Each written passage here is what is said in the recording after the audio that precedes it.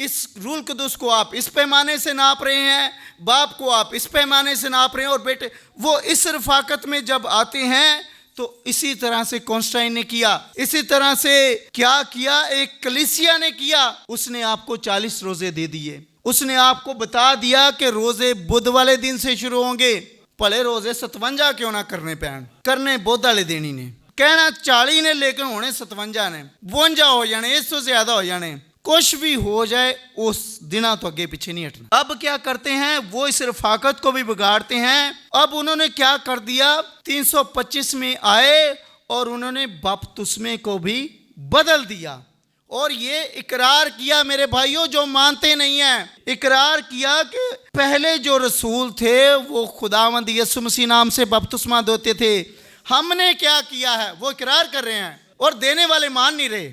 वो जिन्हों ने फार्मूला दिता सी वो मनन डे ने, वो मान रहे हैं भाई हमने बदल दिया है, जो अभी भी लगे हुए हैं वो मान नहीं रहे। अब उन्होंने कहा मेरे भाई हमने तब क्या किया था, हमने ये फार्मूला दिया। अब जिसने ये फार्मूला दिया वो तो शोरगुल में उसकी वफात हुई, वो तो अपने आप को इसी तरह ले गया और उसकी जिंदगी से मसीह जाहिर नहीं हुआ। वो क्या कहते हैं, पालूस रसूल को साइड पे कर देते हैं, पत्र रसूल को साइड पे कर देते हैं, बाकी रसूलों को साइड पे कर देते हैं और उसको आगे कर देते हैं। ओ ले बेले ओ ले बेले all things are possible, all things are possible, oh le believe, Lord I believe, my Lord I believe, all things are possible, all things are possible, oh le believe, Jesus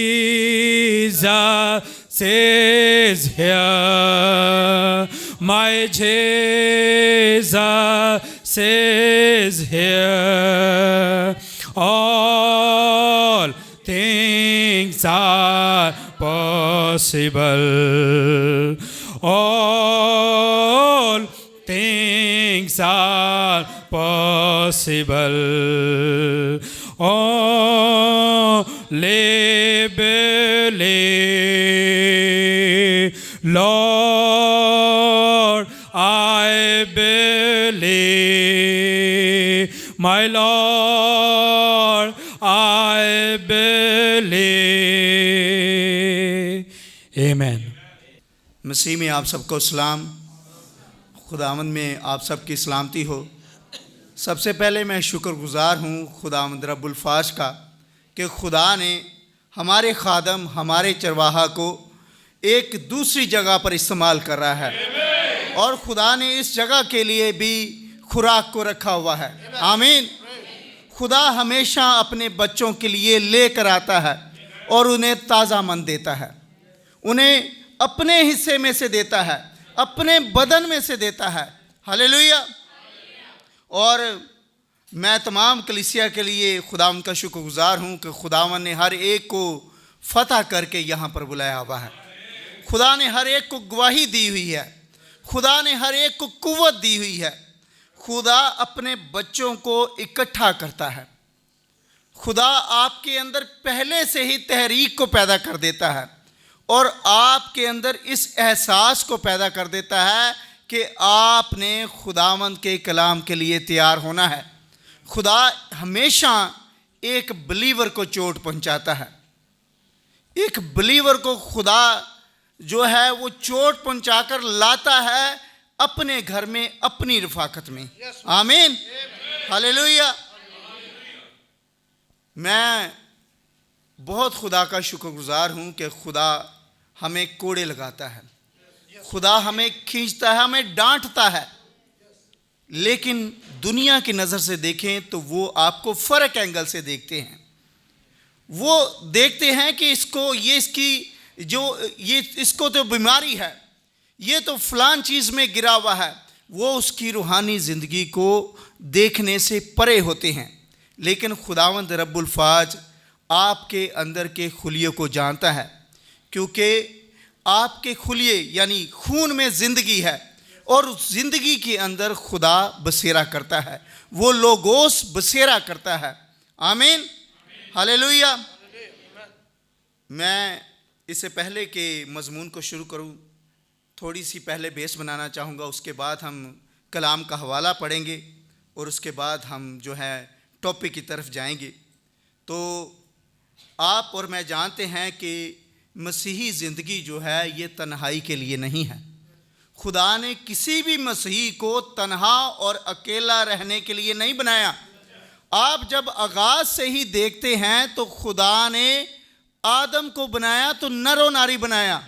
शुरू से ही उसने उस एक्स और Y को बनाया, उसने उस बदन में उसको रखा। आमीन। फिर क्या हुआ, उसने हवा को बनाया है। हालेलुया। अब देखें कि अबलीस क्या करता है।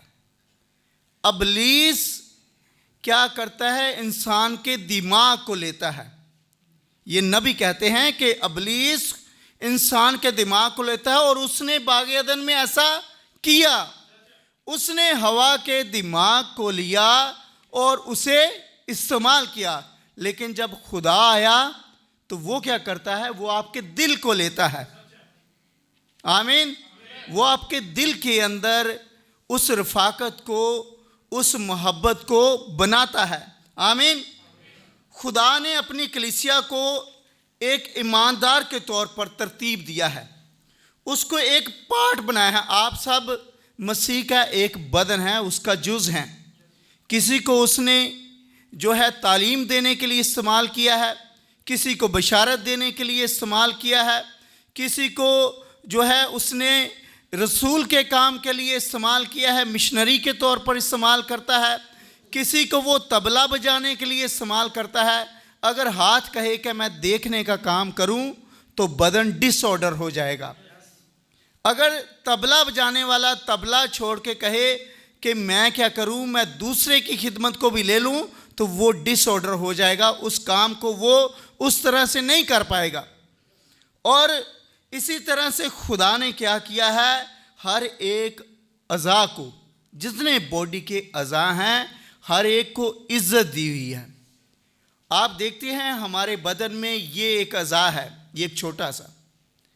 इस अज़ा का काम क्या है, ये आपकी आवाज़ की डायरेक्शन को बताता है कि आगे से आ रही है या पीछे से आ रही है। आपका कोई भी जिस्म का हिस्सा है वो अपनी कुव्वत को पाए हुए और अपने किरदार को पहचानता है। खुदा यही चाहता है कि कलीसिया भी क्या करे, अपने किरदार को, अपने मुकाम को पहचान ले। हालेलुया। खुदा क्या करता है, नबी कहते हैं कि वाहिद खून के खुलिये में ज़िंदगी महफूज की गई है। मसीह ने पहले एक नन्ही सी ज़िंदगी को तख्लीक किया। किसको किया? एक नन्ही सी ज़िंदगी को तख्लीक किया। वो खून के एक खुलिये की पनाहगाह में रहा। आमीन। लेकिन जब एक जालिम रोमन नेज़े ने कलवरी पर खून के उस खुलिये को तोड़ दिया तो मसीह से रूह कुदूस फूट निकला। आमीन। फिर क्या हुआ, और अब वो वाहिद रास्ता है जिससे आप कभी मसीह में आ सकते हैं। ये तोड़े गए खून के उस खुलिये के ज़रिए खुदा की कुव्वत और कुदरत के वसीले, ताकि आपकी रूह को गुनाह से धोए। किससे धोए? गुनाह से धोए। रफ़ाकत करने के लिए आपका पाक साफ होना सबसे पहले ज़रूरी है। खुदा चाहता है कि आप पहले पाक और साफ़ हो जाए, और ये खून बहाने के ज़रिए से ही है। और रफ़ाकत कहाँ करनी है, कैसे करनी है, ये वाहिद हमें कब पता चलता है, जब हम नबी के करीब आते हैं। आमीन, हालेलुया। नबी कहते हैं कि मसीह की दुल्हन ईमान में एक साथ खड़ा होना चाहती है और मसीह की दुल्हन दुआ, रोज़े और एक दूसरे के रफ़ाकत में मुतलाशी रहती है और उसके अंदर तड़प होती है ताकि वो एक दूसरे से रफ़ाकत करे, एक दूसरे से मिलाप करे। जब एक मसीही के घर में कोई भाई आ जाता है मसीह से मोहब्बत करने वाला, तो उसके लिए मसीह की दुल्हन जान मारती है, हर एक तन से कोशिश करती है ताकि अपने आप को, वो अपने किरदार को प्रूव कर सके। आमीन, हालेलुया। सो आइए हम कलाम की तरफ बढ़ते हैं ताकि हम कलाम के उस हिस्सा को हासिल कर सकें जो खुदावंद ने आज हमारे लिए रखा है। मेरे साथ निकालिएगा वाज की किताब है, उसका 4 बाब,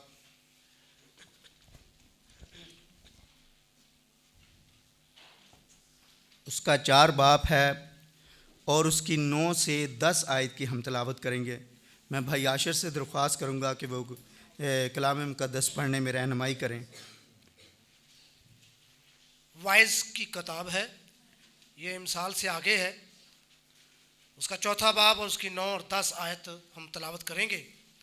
1 से 2 बेहतर हैं क्योंकि उनकी मेहनत से उनको बड़ा फ़ायदा होता है, क्योंकि अगर वो गिरें तो एक अपने साथी को उठाएगा, लेकिन उस पर अफसोस जो अकेला है जब वो गिरता है, क्योंकि कोई दूसरा नहीं जो उसे उठा खड़ा करे। खुदावंद के कलाम के पढ़े और सुने की बरकत हो। एक और हवाला पढ़िएगा, अब्रानियों 10 बाब उसकी 25 आयत।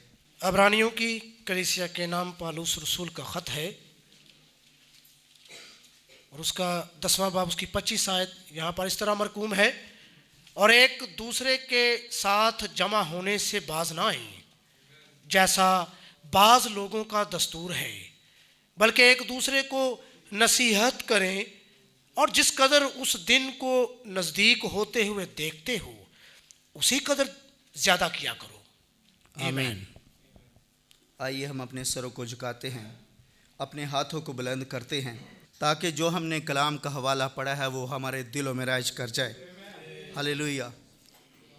मेहरबान प्यारे आसमानी बाप रब्बुल फाज, प्यारे खुदा, मैं तेरा शुक्रगुजार हूँ क्योंकि तू नहायत अजीम और कुदरत वाला खुदा है।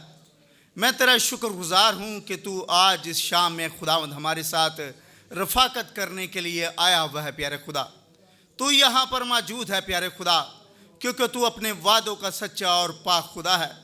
तू इलाही और बुजुर्ग खुदा है। खुदावंद, तू अपने बच्चों की फ़िक्र करता है। प्यारे खुदा, तू कल आज बल्कि अब तक यकसा है और अपने वादे के मुताबिक मौजूद है।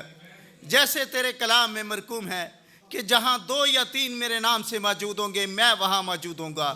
खुदावंद, तू हमेशा रफ़ाकत को पसंद करता है और इस अजीम है खुदावंद तरतीब को अपनी कलीसिया में रखता है। प्यारे खुदावंद, तू चाहता है कि तेरी कलीसिया खुदावंद तुझ में तैयार हो और कामिल हो। प्यारे खुदा, मिन्नत करता हूँ आज शाम है खुदावंद तू अपने बच्चों को खुदावंद इस अजीम रफ़ाकत की तरतीब दे। प्यारे खुदा, इस अजीम रफ़ाकत के ज़रिए से कुव्वत बख्श प्यारे खुदा, ताकि तेरे बच्चे खुदावंद तेरे कलाम में रफ़ाकत करना बेहतर जाने। प्यारे खुदा, ताकि दुनिया के किसी भी कोने में जाएं तो खुदावंद तेरे कलाम को साबित करें। प्यारे खुदा, ताकि खुदावंद तेरा कलाम उनकी ज़िंदगियों से नज़र आए और अबलीस शर्मिंदा हो। प्यारे खुदा, सो प्यारे आसमानी बाप, मैं तेरे हजूर मिन्नत करता हूँ कि खुदावंद तू मुझे कुव्वत, ताकत और तवानाई बख्श। प्यारे खुदा, क्योंकि खुदावंद मैं निकम्मा और नाचीज़ हूँ, मैं खुदावंद कमज़ोर हूँ लेकिन तू ज़ोरावर है।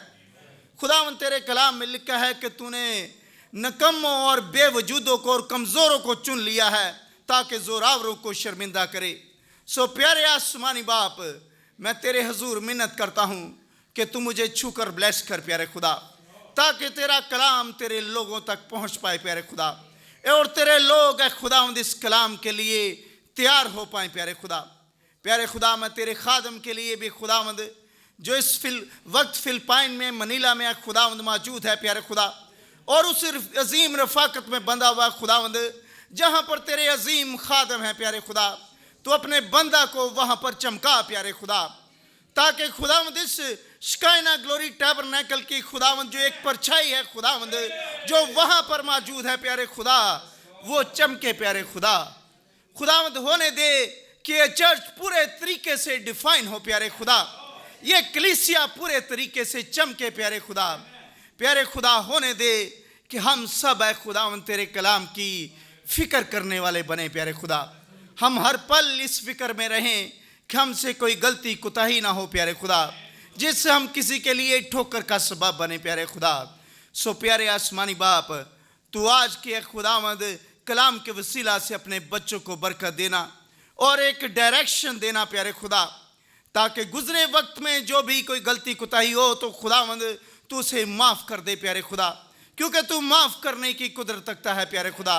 सो प्यारे खुदा, जब तेरी दुल्हन तेरी ब्राइड मौजूद है तो प्यारे खुदा आज जब है खुदावंद हम एक नमूना को भी ले रहे हैं प्यारे खुदा, जो तेरे खुदावंद अजीम रफ़ाकत का नमूना है, इसी शायरबानी को लेने वाले हैं, तो खुदावंद इसके लिए भी हमें तैयार करना प्यारे खुदा। हर एक है खुदावंद अभी से अपने आप को खुदावंद तेरे हजूर ऐ खुदावंद रिप्रेजेंट करे प्यारे खुदा, अपने बदन की प्रेजेंटेशन को, अपने बच्चों की प्रेजेंटेशन को बेहतर तरीके से तेरे हजूर लाए प्यारे खुदा, ताकि खुदावंद जब तेरे बदन और लहू में शामिल हो तो किसी किस्म की कोई गलती कुताही ना हो प्यारे खुदा, ताकि ये बच्चे खुदावंद ज़ोर और कुव्वत और ताकत पाएँ प्यारे खुदा। प्यारे खुदावंद मिन्नत करता हूँ तू अपने बच्चों को छूकर ब्लेस करना प्यारे खुदा, एक एक आयत एक एक कोड तेरे बच्चों में समा जाए प्यारे खुदा। और प्यारे खुदा, जिस जिस तक ये आवाज़ पहुँचे प्यारे खुदा, ये पैगाम उनकी नस्लों के लिए बाइस बरकत ठहरे प्यारे खुदा। सो प्यारे आसमानी बाप, मिन्नत करता हूँ तू मुझे बरकत देना और मुझ जैसे निकम्मे को खुदावंद तू इस्तेमाल करना प्यारे खुदा, और इस टूल को खुदावंद तू इस्तेमाल करने वाला है और इसे बेहतर तौर से तू इस्तेमाल करना प्यारे खुदा, ताकि खुदावंद जहाँ तक है खुदावंद ये कलाम पहुँचे वो सभी बरकत पाएँ और तेरे कलाम को और तेरे पैगाम को पहचान पाएँ प्यारे खुदा। और खुदावंद अपने आप को तुझ में तैयार करें और इस फिक्र में लग जाएं प्यारे खुदा, क्योंकि खुदावंद तू है खुदावंद जल्द आने वाला है प्यारे खुदा। खुदावंद जब है खुदावंद सब कुछ तैयार हो चुका है तो खुदावंद अब है खुदावंद तू आने वाला है और अपने कलाम को अपने लोगों तक पहुंचाता है, ताकि वो अपने बच्चों समेत, अपने घर समेत, अपने कुंबे समेत तेरे हुजूर पहुंच पाएँ और अपनी बरकत को ले पाएँ। प्यारे खुदा बड़ी बरकत देना और मेरी इस दुआ को सुनना और कबूल फरमाना, आमीन। आज का जो मजमून है वो है स्ट्रेंथ थ्रू फेलोशिप, रफ़ाकत के ज़रिए से कुव्वत हासिल करना, रफ़ाकत के ज़रिए से कुव्वत। ये जो मजमून है ये खुदावंद लेकर आया है ताकि आप इस रफ़ाकत को समझ पाएँ, आप इस शिकायना ग्लोरी में अपने किरदार को समझ पाएँ कि आप कोई ऐरा गैरा नहीं है, कि आप कहीं और जाएं तो आपका रूप और हो, आप चर्च में आएँ तो आपका रूप और हो, आप कहीं महफिल में जाएं तो आपका रूप और हो, आप किसी बैंक में जाएं तो आपका रूप और हो। ये मजमून आपको बताएगा कि आप कोई ऐसे नहीं हैं, आपने अपने आप को पहचानना है। आप चर्च में भी एक बिलीवर हैं, आप शादी में भी एक बिलीवर हैं, आप एक मजमा में भी बिलीवर हैं, और आप एक सड़क में भी बिलीवर हैं, और आप एक जब गाड़ी में बैठे होते हैं तब भी बिलीवर हैं, आमीन। आपको अपनी कदर को, अपने मुकाम को पहचानना है। आपको पहचानना है कि मैं मसीही हूँ। जब मसीह बसता है तो आपके अंदर ये दर्द, आपके अंदर ये वल्वला और जज्बा होना चाहिए कि मैंने मसीह को कभी भी बदनाम नहीं होने देना। कोई ये ना कहे कि देख इस बहन को चर्च में तो कभी मेकअप नहीं किया, लेकिन जैसे ही बाहर पहुंचती है तो इसका रूप ही फ़र्क हो जाता है। इस भाई को देख, गाड़ी में बैठा हुआ है, चर्च में गीत लगाता है और गाड़ी में गाने और शोर गुल सुन रहा है। ये आपके किरदार को डिफाइन करता है, ये बताता है कि आप क्या हैं और आपने किस सिमत में जाना है, आमीन। आप घर में हैं तो आपका लहजा कुछ और, आप चर्च में हैं बिलीवर्स के साथ तो आपका लहजा कुछ और। मसीह कल, आज, बल्कि अब तक यकसा है। उसने कहा कभी कि भाई लूका चर्च में कुछ और होंगे, घर में कुछ और हॉस्पिटल में कुछ और, वैन में कुछ और होंगे। भाई लूका को, बहन समरा को खुदा ने अपने जैसा बनाया है। उसने कहीं और से नहीं लिया, उसने अपने अंदर से अपना दम आप में फूंका है। लिखा है कि उसने किसी और का दम फूंका हो। जब उसने आपसे इतनी मोहब्बत की, अपने आप को सलीब पर चढ़ा दिया, अपने आप की जिंदगी दे दी, देखिए आपकी कदर व कीमत क्या है। अब ये पहचानना किसने है? आपने ही पहचानना है। ये कलाम कोड़े मारता है और शर्मिंदा करता है।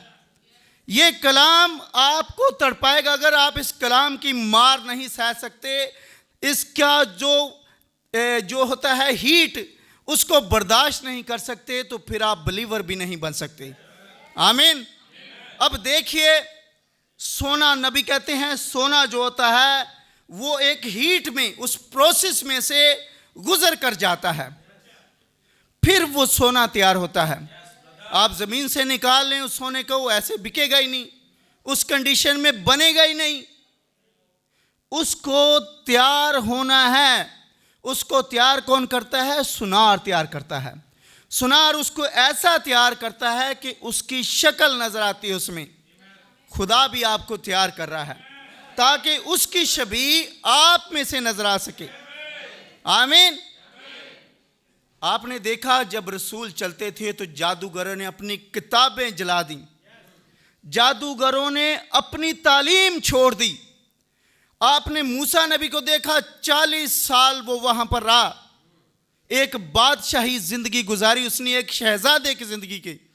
उसके पास एक विल थी कि वो आने वाला फरौन था, वो आने वाला बादशाह था, लेकिन उसने मसीह के लिए अपने आप को कहां पर ले गया? जंगल बियाबान में ले गया।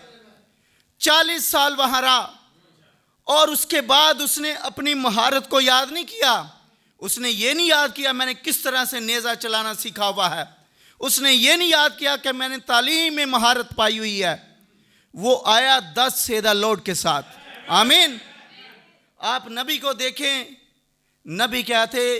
वो एक चैंपियन थे, बॉक्सिंग के चैंपियन थे और गेम्स के इंचार्ज थे, लेकिन उन्होंने अपने किसी भी मुकाम को आगे नहीं रखा। उन्होंने हमेशा खुदा को आगे रखा। उन्होंने कहा जब मैं यहाँ पर आता हूँ तो मैं पूरे ज़ोर और पूरी ताकत से और पूरी वफादारी से अपने आप को रखता हूँ। आमीन। उन्होंने कहा कि मैं अपने आप को रखता हूँ ताकि मसीह मेरे अंदर जो है वो उस कुव्वत को आपके अंदर डेवलप कर सके।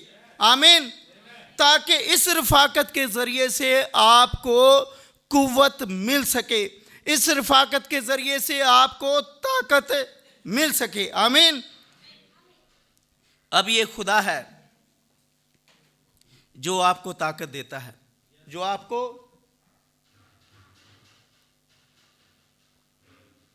ताकत देता है और कुव्वत देता है। खुदा के साथ जब आप रफाकत रखते हैं तो आप कुव्वत मिलती है। खुदा आपको कुव्वत अता करता है, खुदा आपको अपनी ताकत देता है।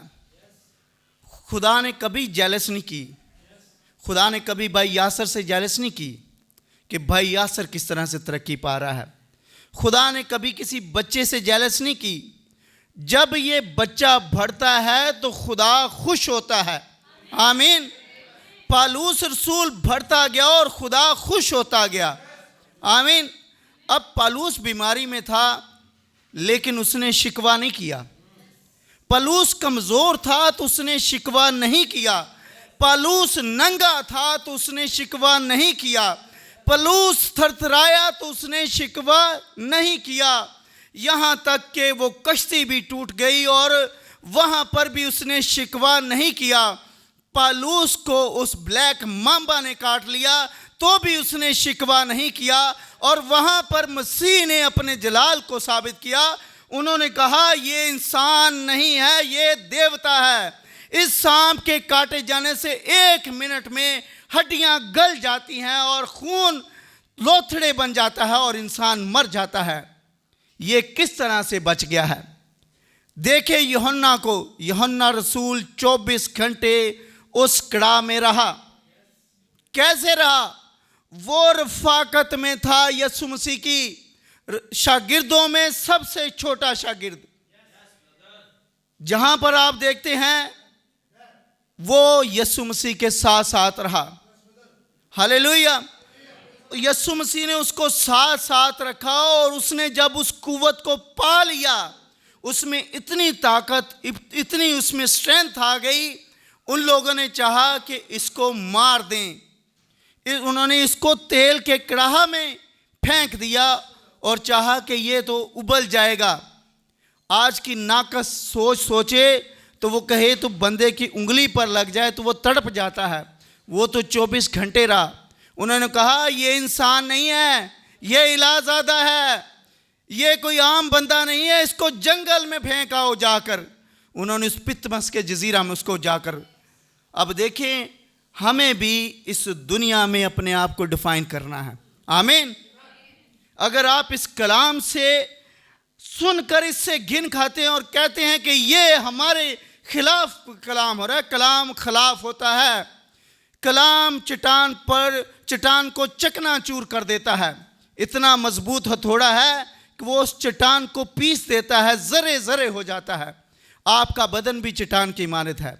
वो आपको तोड़ता है, जोड़ता है, तोड़ता है, जोड़ता है और फिर आपको बनाता है। आमीन। हालेलुया। Praise God. आप देखिए 120 की जमात को। 120 की जमात ने क्या किया? अब यीशु मसीह चला गया है, उसने हुक्म दे दिया है, उन्होंने अपनी मर्जी नहीं की।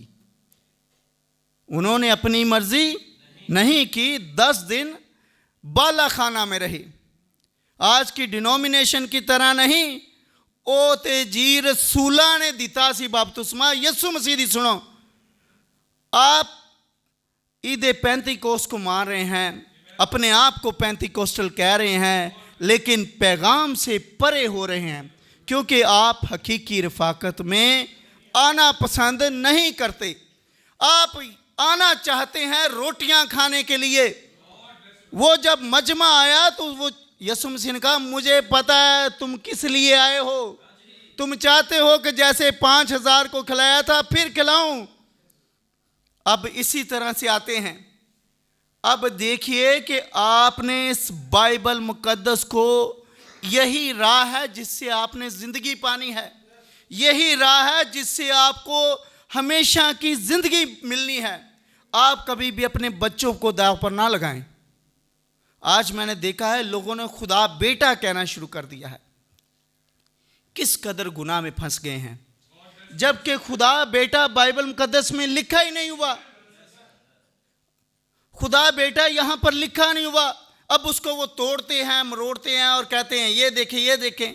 भाई, आपने बाइबल को देखना है, आपने यीशु मसीह को देखना है, वो किस तरह का है। आप तो यीशु मसीह के साथ रफाकत करना पसंद नहीं करते। तब वो भी नहीं थे करते। वो कहते थे यीशु का नाम ले लिया तो निकाल देंगे अपने चर्च से, यीशु का नाम ले लिया तो आपको शहरियत नहीं मिलेगी, आप शहरी नहीं रहेंगे। आज भी क्या करते हैं? आप पर इल्ज़ाम लगाते हैं और चाहते हैं कि दोबारा आपसे मिले ना। वो आपसे नहीं, मसीह के साथ रफाकत को रद्द कर देते हैं और इस कुव्वत से महरूम रह जाते हैं। और जब ऐसा करते हैं तो फिर अपने आप को तोड़ देते हैं, अपने आप को बिगाड़ देते हैं। देखिए 120 की जमात ने क्या किया है? उन्होंने यीशु मसीह के हुक्म को माना। 10 दिन तक बाला खाना में रहे हैं और फिर रूल कुदुस उतरा है। अगर आप रूल कुदुस को मानते हैं तो फिर आप मान जाएं कि वो बपतिस्मा बाइबल मुकद्दस में 12 लिखा गया है और उसी तरह से दिया गया है। जब आप एक स्टेप पर आएंगे तो फिर तरतीब पाएंगे। अब बच्चा जो है पैदा होता है और उसके बाद बढ़ता है। बच्चा डायरेक्ट 18 साल का नहीं हो सकता। इसी तरह से उन्होंने रसूलों को भी उस प्रोसेस में से गुजारा और फिर वो आगे बढ़े और उन्हें उस रफाकत के बारे में पता चला। आप देखते हैं कि जब उस अमावस की राह पर वो जब आ रहे थे तो उन्होंने कहा कि हमें ऐसे लग रहा था जैसे वो हमारे साथ हैं। वो उस रफ़ाकत में दहक गए, वो उस रफ़ाकत में उनको वो जज्बा मिला। आज भी नबी से किसी ने कहा कि हम रूल कुदुस से बातें करना चाहते हैं। नबी ने कहा आप रूल कुदुस से बातें करना चाहते हैं तो आप बाइबल मुकद्दस पढ़ें।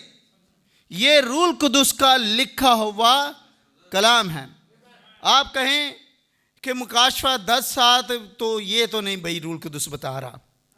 आप कहें भाई मत्ती की इंजील वो जो है ना, वो जो शादी आज़म है वो तो बताया हुआ है, लेकिन अमाल की किताब में वो नहीं बताया जा रहा, वो तो रसूलों ने बता दिया है। ये बाइबल मुकद्दस है जो आपको ज़िंदगी, ताकत और रफ़ाकत की हकीकी कुव्वत देगी। ये बाइबल मुकद्दस है जो आपको बताएगी। आप पतरस रसूल को देखें कि पतरस रसूल जेल में था तो क्या हुआ। पतरस रसूल जब जेल में था तो तब जो है कलीसिया ने दुआ की। जब दुआ करती है कलीसिया, दुआ में मौजूद है। कलीसिया ने अपने आप को उस तसलसल में ठहराया हुआ तो क्या हुआ, वो जेल खुल गई, नींव हिल गई। पतरस के लिए वो दरवाज़ा भी खुल गया। आमीन। अब ये कैसे मिलता है, जब आप मसीह में कुर्बत हासिल करते हैं। हालेलुया। नबी कहते हैं और जब आप एक दूसरे के साथ रफ़ाकत नहीं रख सकते तो आप खुदा के साथ कैसे रफ़ाकत रख सकते हैं। आज अगर आप एक दूसरे के साथ मिलना ही पसंद ना करें तो आप खुदा के साथ कैसे रफ़ाकत रखेंगे। अब किसी भाई के घर दूसरा भाई चला जाए, वो कोई आज फिर आ गई, तो फिर आप मसीह भी वहीं से चला जाएगा। मसीह से रफ़ाकत करने से आप महरूम हो जाएंगे। खुदा के साथ जो रफ़ाकत करना पसंद करते हैं, खुदा उनको कुव्वत और ताकत देता है। आमीन। हालेलुया। खुदा अपने बच्चों को असर नौज़ोर करता है। कब करता है, जब वो एक चीज़ के मुतलाशी होते हैं, जब वो मसीह को पसंद करते हैं और उसे पहन लेते हैं। आइए बाइबल मुकद्दस में चलते हैं। यशायाह 40 बाब उसकी 31 आयत में लिखा है कि खुदा अपने बच्चों को क्या करता है, असर नौज़ोर देता है। लेकिन खुदावंद का इंतज़ार करने वाले असर नौज़ोर हासिल करेंगे। वो अक़ाबों की मानद बालों पर से उड़ेंगे, वो दौड़ेंगे और ना थकेंगे, वो चलेंगे और मांदा ना होंगे। आमीन। देखिए यहाँ पर कुव्वत ही मिल रही है तो वो दौड़ रहे हैं और थक नहीं रहे। अब देखें, खुदा ने अपने बच्चों को उकाब बनाया हुआ है। हमेशा खुदा बिलीवर को उकाब के साथ एग्जाम्पल करता है, उकाब के साथ जोड़ता है। और क्या करता है, खुदा कहता है लेकिन खुदावंद का इंतज़ार करने वाले। कौन? इंतज़ार करने वाले। एक बिलीवर में कभी भी जल्दबाजी नहीं पाई जाती। वो हमेशा अपने दूसरे भाई का इंतज़ार करता है, इंतज़ार करता है उसे। और खुदा ही उसके अंदर इस जो तरीक़ाकार को खुदा ही लेकर आता है। फिर खुदा क्या करता है, उसे असर नौज़ोर देता है, उसको रफ़ाकत का एक नया जज्बा और उसको वल्वले से नवाजता है। और फिर वो चलते हैं और क्या होता है, मांदा नहीं होते। और खुदा उनके बाजुओं में ताकत को भरता है। जब वो एक दूसरे से बात करते हैं तो उनके अंदर मसीह की शबीह नज़र आती है। जब वो एक दूसरे के साथ बोल रहे होते हैं तो मसीह अपने आप को जाहिर कर रहा होता है। आमीन। जब वो देखते हैं एक बिलीवर मुसीबत में है तो सभी इकट्ठा हो जाते हैं। आपने देखा जो मुकद्दसीन थे वो अपनी प्रॉपर्टीज बेच बेच कर कहां पर ला रहे थे, रसूलों के कदमों में। आज क्या कहते हैं, ओ पादरी ने मांग लेने पैसे। आप क्यों सोच रहे हैं आपके पैसे आपको जिंदगी नहीं दे सकते। मसीह के साथ रफ़ाकत आपको जिंदगी दे सकती है। आप एक खादम के पास, एक मुबशर के पास आएंगे तो फिर आपको कलाम का पता चलेगा। आपने कभी मुबशर को घर में उतारा ही नहीं तो आपको कैसे जिंदगी मिलेगी? आप कहेंगे वेख्या वड्डा कलाम सुनाने वाला, मैनू भी पता आ, मैं घर च बड़ी रफाकत कर लेना वा, मैं चर्च की लैन जाना आ, घर ही बड़ी रफाकत हो जाती है, किताबां पईयां ने पढ़ ली दियां ने। मेरे भाई, घर में किताबें पढ़ने से आपको कुछ नहीं मिलेगा जब तक जहाँ पे मसीह उतर रहा है, उसने कहा जहाँ 2 या 3 मेरे नाम से मौजूद होंगे मैं वहाँ मौजूद होऊंगा। खुदा आपको यहाँ पर कुव्वत और ताकत और तवानाई और हरारत बख्शता है। नबी कहते हैं जब एक कोला जो है वो दहक नहीं रहा होता तो जो दहक रहे होते हैं उनमें उनको कर दिया जाता है और फिर वो दहक जाता है और उसमें आग लग जाती है। लेकिन वो कोयला कहे कि मैं कल ही जाके बाल लवांगा, उससे नहीं मेरे भाई, उससे नहीं वो चिंगारी उठेगी जब तक वो अपने भाइयों में नहीं होगा। भाई ऐसी तड़प होते थे, रसूल अकेले रहना पसंद नहीं करते थे। कलाम में लिखा है कि वो इकट्ठे होते थे और रोटी तोड़ते थे। वो हमेशा एक दूसरे के साथ रफाकत करना और आपस में रोटी तोड़ना पसंद करते थे। वो हमेशा एक दूसरे के साथ चलना पसंद करते थे। वो हमेशा एक दूसरे को अपना बदन समझते थे। कभी भी उन्होंने एक को दूसरे से अलग नहीं समझा। आमीन। अब ये आप पर डिपेंड है कि आपने क्या करना है, आप पर डिपेंड है कि आप क्या करते हैं। अब देखें कि नबी अपने कलाम में क्या कहते हैं।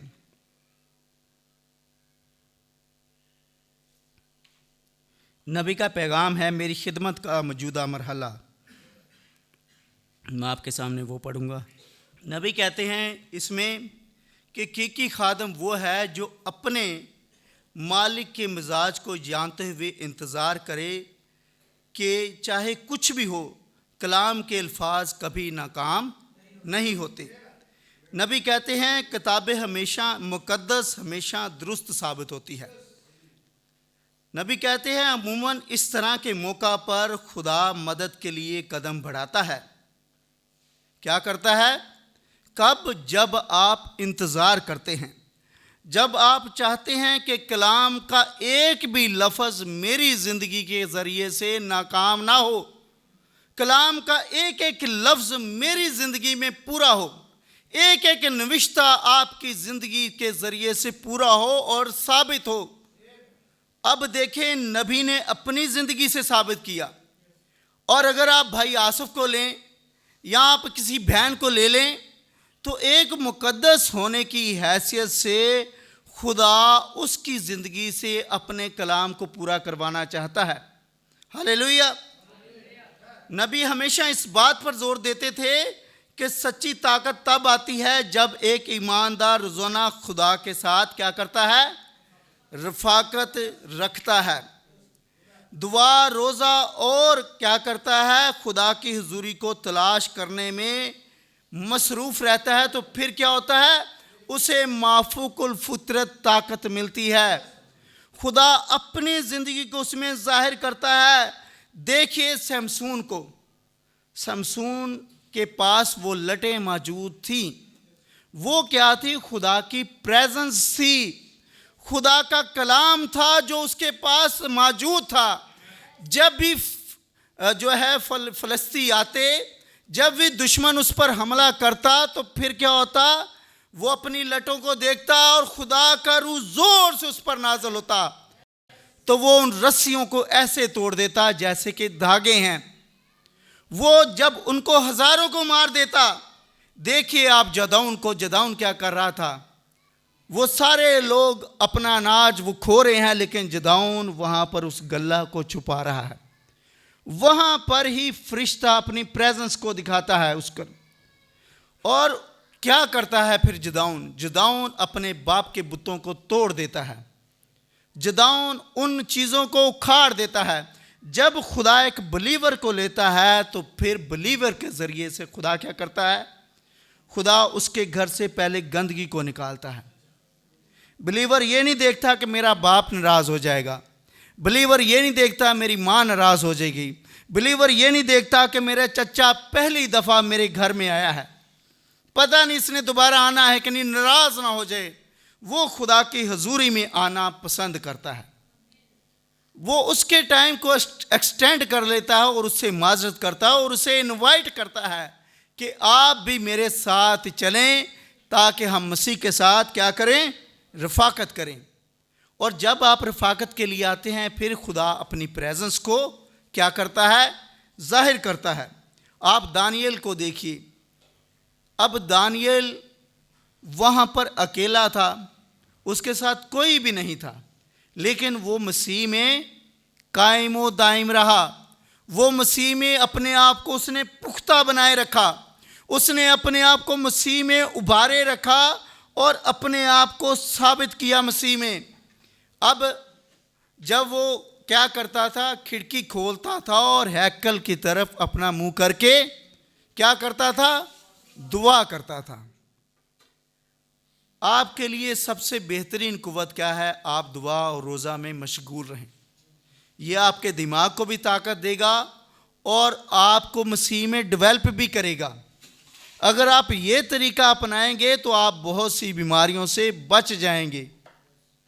अब शैतान क्या करता है, शैतान आपको बीमारी ऐसी लगा देता है ताकि आप रोज़े की प्रैक्टिस ही ना कर सकें। शैतान चाहता है कि मैं इसको इस प्रैक्टिस से महरूम कर दूं, लेकिन खुदा उसी वक्त आपको लेना चाह रहा होता है। खुदा को पता होता है कि मैंने इसको कुव्वत देनी है और इब्लीस ने नाकाम होना है। अब खुदा क्या करता है, उसने दानियेल को लिया और उसने दानियेल को सबसे अलग रखा। उसने दानियेल को बाकियों से अलग रखा और दानियेल ने इस बात की फिक्र नहीं की कि ये बादशाह का हुक्म है और उन भूखे शेरों की मांद में मुझे फेंक दिया जाएगा। उसने कहा सबसे बड़ा मेरे लिए हुक्म क्या है, रोज़ मैं क्या करूं, अपनी खिड़की खोलूं और क्या करूं, खुदा को सजदा करूं और उसके साथ बातें करूं। दुआ का मतलब क्या होता है, मसीह के साथ बातचीत करना, मसीह के साथ अपने ख्यालात को शेयर करना। आपकी सहेली आ जाए या आपका दोस्त आ जाए तो आप घंटों बातें करते थकते नहीं हैं, लेकिन दुआ में 5 मिनट में आप थक जाते हैं। तो फिर कुव्वत कहाँ से पाएंगे? कुव्वत तो आपको बातचीत से मिलेगी। आपका दोस्त मजबूत वही होगा जिसके साथ आपका वक्त ज़्यादा स्पेंड होगा, ऐसे ही है। और जिसके साथ आप बातचीत करना पसंद नहीं करते, वो आता है, ठीक है, सलाम दुआ देना ले ली तो चला गया, उसके साथ आपकी फेलोशिप मजबूत नहीं होती।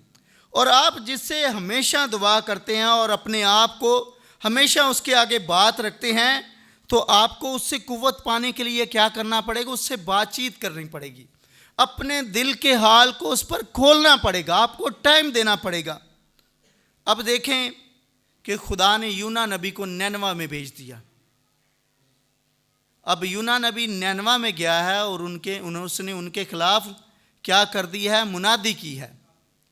अब क्या हो रहा है, नैनवा के लोग क्या करते हैं, वो रोज़ा और क्या करते हैं, दुआ की मुनादी करवा देते हैं।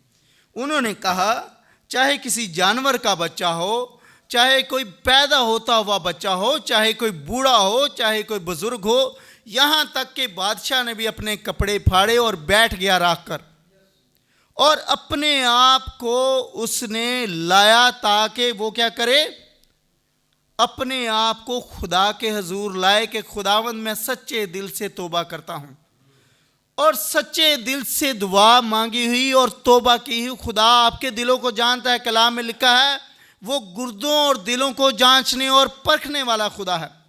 वो आपकी दुआ को जानता है।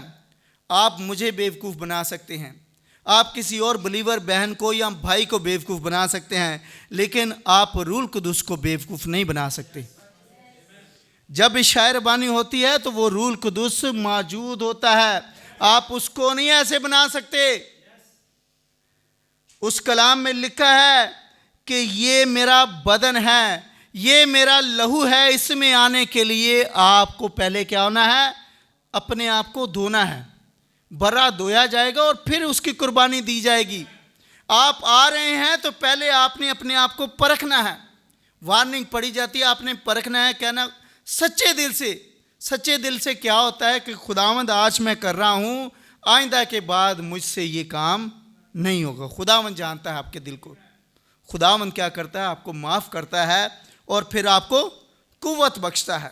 हालेलुया। खुदा आपको अपनी फेलोशिप में रखना चाहता है।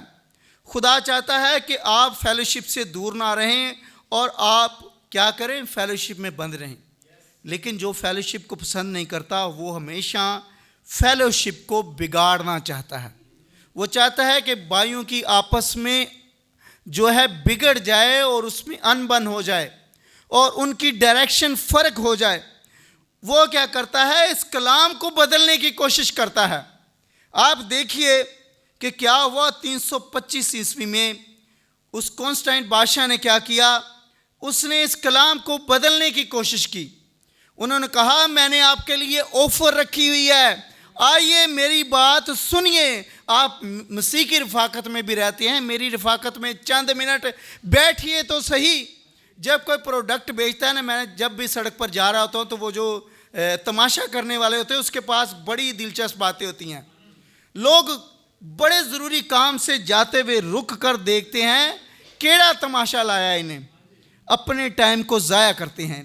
लेकिन वो क्या करे, इसी तरह से इब्लीस आपको ऑफ़र करता है। अब उसने क्या किया, उसने उन लोगों को बुलाया, उसने उनको सन देवता दे दिया, उसने उनको देवी दे दी, उसने उनको सन गॉड दे दिया, जिसको आज लोग खुदा बेटा कहना पसंद करते हैं। खुदा बेटा करने वाले अपने आप को परख लें। आप बड़े खौफ के दायरे में हैं, आप बड़ी परेशानी में हैं, क्योंकि आप अपने बच्चों को भी 3 खुदाओं की 4 खुदाओं की तालीम दे रहे हैं।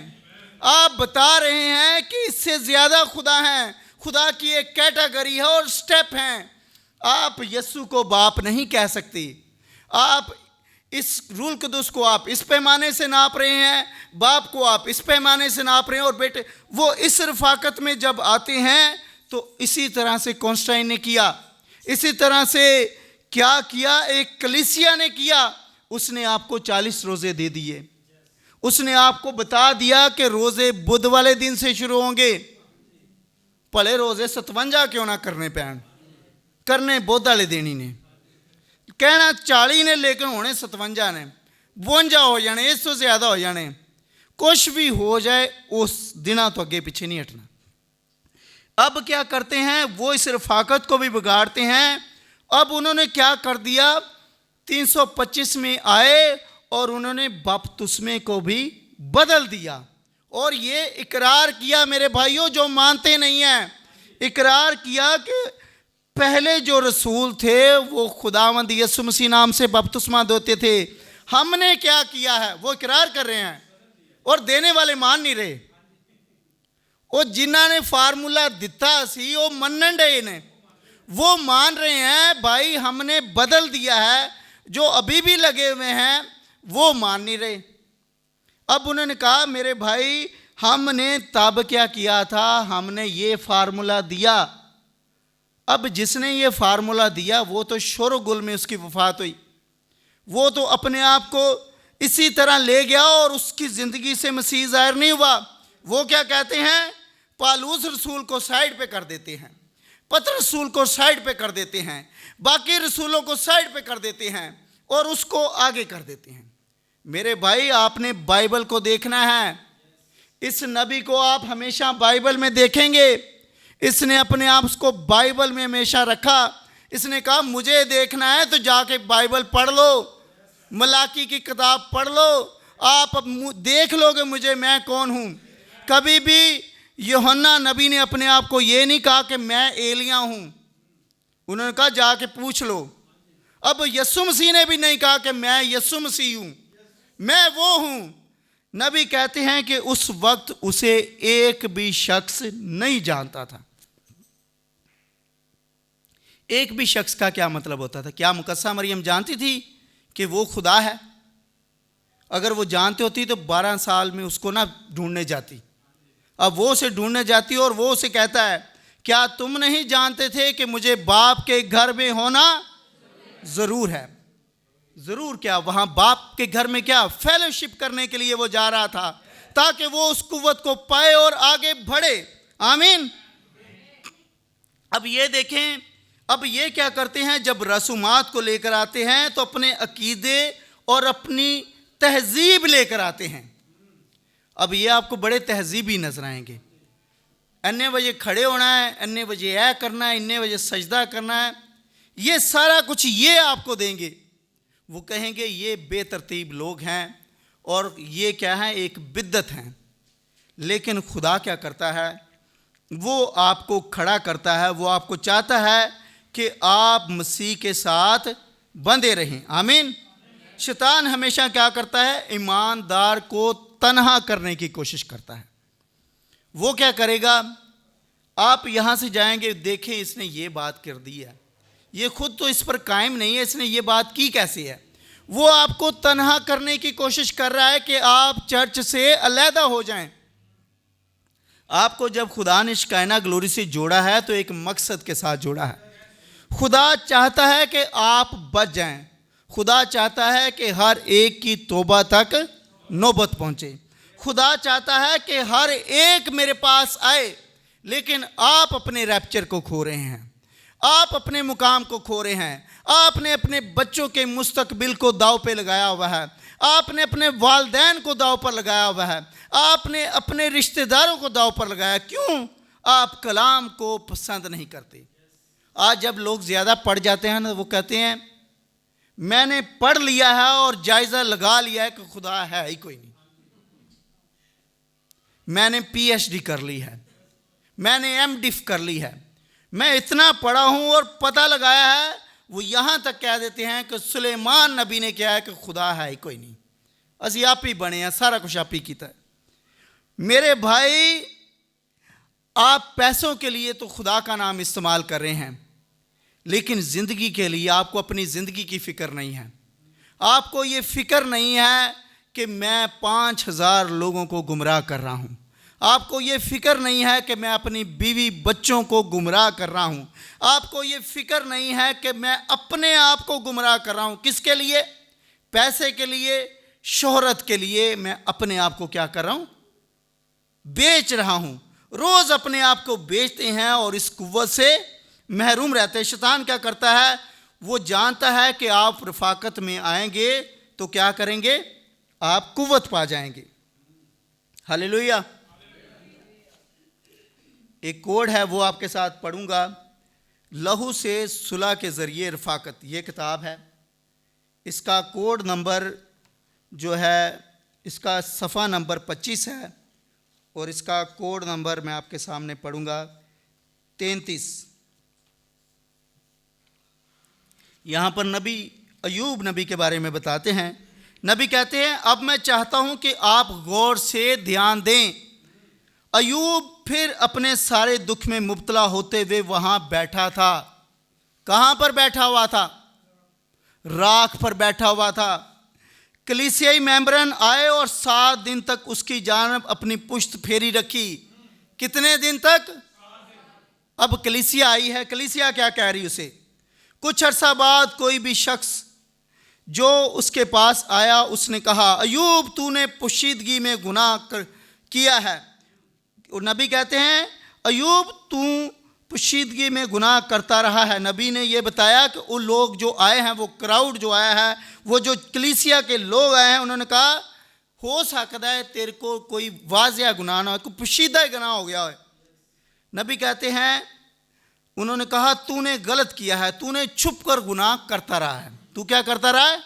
छुप कर गुनाह करता रहा। अयूब जानता था कि उसने गुनाह नहीं किया। अयूब के पास ये अथॉरिटी थी। अब नबी कहते हैं क्योंकि वो खुदा के कलाम की बुनियाद से आया था। कहाँ से आया था? उसकी बेस कलाम खुदा से बनी हुई थी। उसकी बेस इस कलाम से बनी हुई थी और उसने मसीह को देखा था।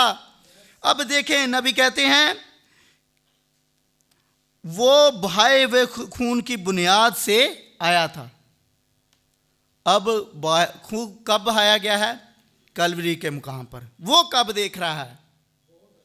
बहुत अरसा पहले उसने ये देख लिया। वो जानता था कि खुदा खून की कुर्बानी का तकाजा करता है, और खून ही था जो अयूब ने गुजराना जानता था कि खुदा इसे कभी रद्द नहीं कर सकता। खुदा खून को रद्द नहीं कर सकता। ये पूरी तस्वीर एक कामिल मुकाशफा है। मेरे भाइयों, आप समझ लीजिए कि ये पूरी तस्वीर एक कामिल मुकाशफा है। जो इस रफ़ाकत को नहीं समझते वो ये भी नहीं जानते कि ये इशाए रबानी शाम की होती है, ये शाम के वक्त की जाती है, ये एक प्याले और एक ही रोटी से की जाती है, छोटी छोटी कुप्पियों से नहीं की जाती। जो आपने तरीका बनाया है, जो आपने ब्रेड के पीस ले आए हैं, जो आपने छोटी छोटी रोटियां ले ली हैं, आपकी ये तरतीब आपको मसीह के करीब नहीं लेकर जाएगी।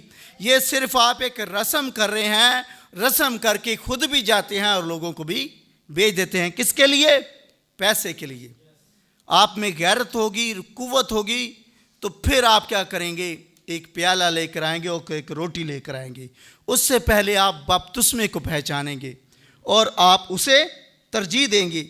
नबी कहते हैं कि अदन के बाग में आज बहुत से लोग, ये हो सकता है कि आप ये बिल्कुल ज़रा सी तकलीफ़ दें, लेकिन आज बहुत से लोग सोचते हैं कि अगर वो चर्च जाएं और खुदा की परस्तिश करें और चर्च में अदायगी करें तो ये काफ़ी बेहतर है।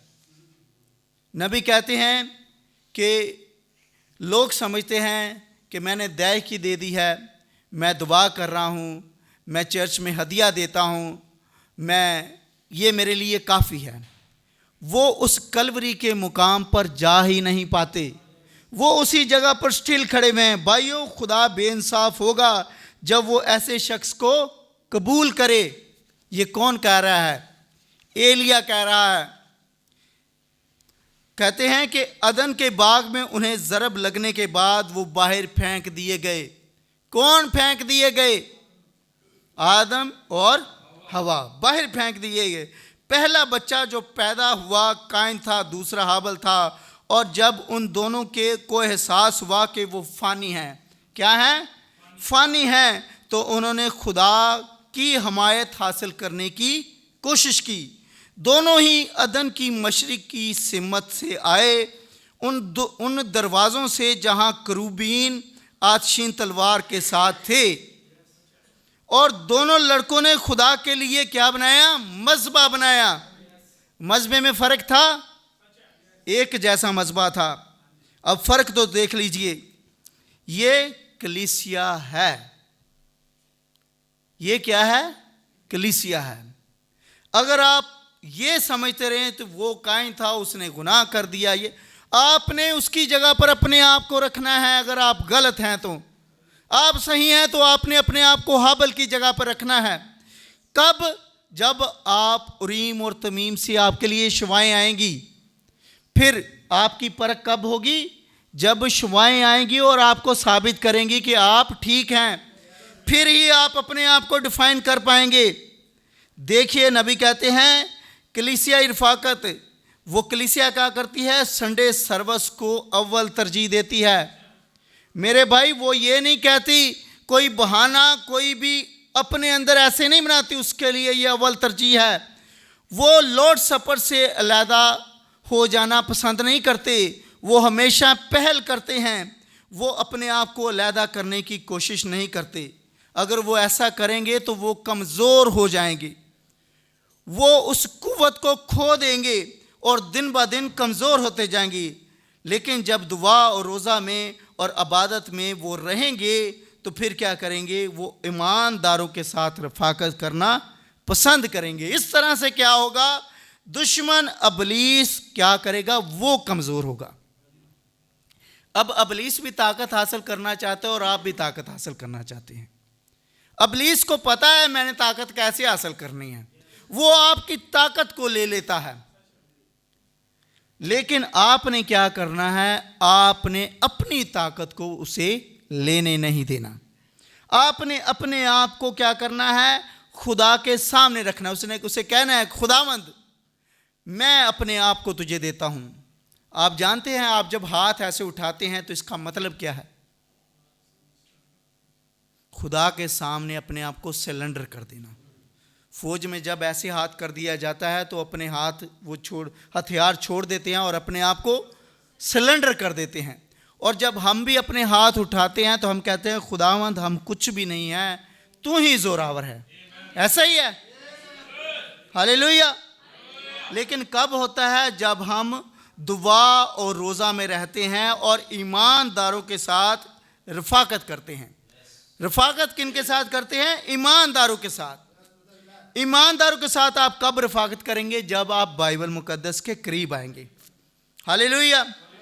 अब इब्लीस का अगला हथियार क्या होगा? वो आपको मुसीबत में डाल देगा।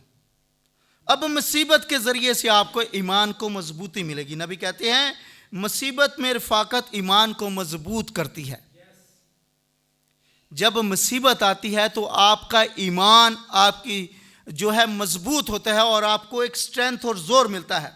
देखिए पहला पतरस 4 बाब और उसकी 12 और 13 आयत। मैं भाई से कहूँगा कि तिलावत करें। पहला पतरस 4 बाब और उसकी 12 और 13 आयत। ऐ प्यारो, जो मुसीबत की आग तुम्हारी आजमाइश के लिए तुम में भड़की है, ये समझकर उससे ताज्जुब न करो। ये एक अनोखी बात हम पर वाक़या हुई है, बल्कि मसीह के दुखों में जूं जूं शरीक हो खुशी करो, ताकि उसके जलाल के ज़हूर के वक्त भी नहायत खुश व खुर्म हो। आमीन। क्या करो? जूं जूं शरीक हो। फिर क्या मिलेगी? आपको कुव्वत मिलेगी, ताकत मिलेगी, आपको कुर्बत हासिल होगी और आप मसीह की कुव्वत को महसूस करेंगे। आप जब ये एक्सपीरियंस करेंगे ना, आप देखेंगे इब्लीस शर्मिंदा हुआ कैसे भाग रहा है अपनी आंखों से। आप देखेंगे कि इब्लीस जा रहा है और कोई भी टिक नहीं पा रहा। आप देखेंगे कि रसूल गुजर रहे थे तो क्या किया? लोगों ने अपने बीमार रास्ते में लिटा दिए ताकि उनकी परछाई पड़े और वो सेहतमंद हो जाएं। अब ऐसी कुव्वत आप भी पाना चाह रहे हो, मैं भी पाना चाहता हूं। लेकिन कब मिलेगी? जब आप रफाकत करेंगे, जब आप दुआ और रोज़ा में ठहरेंगे, जब आप मसीह को अव्वल तरजीह देंगे। आमीन। अब क्या हुआ? लाजर बीमार हो गया। लाजर बीमार हो गया तो ये स्ट्रेंथ मिली। स्ट्रेंथ कब मिली? अब मसीह ने अपने जलाल जाहिर करना था। अब वहाँ पर जलाल जाहिर होना था। पतरस बीमार हो रहा और यीशु मसीह को पता और चल रहा और यीशु मसीह दूर जा रहा है। क्यों? वहाँ पर एक बड़ा वाक़या होने वाला था। अब तमाम इर्द गिर्द के लोगों ने जान लेना था कि ये कौन है। इब्लीस ये नहीं चाहता था। इब्लीस ऐसा चाहता था कि ये बीमार ही शिफा पा जाए, लेकिन यीशु मसीह को पता था कि मैंने यहाँ पर क्या करना है।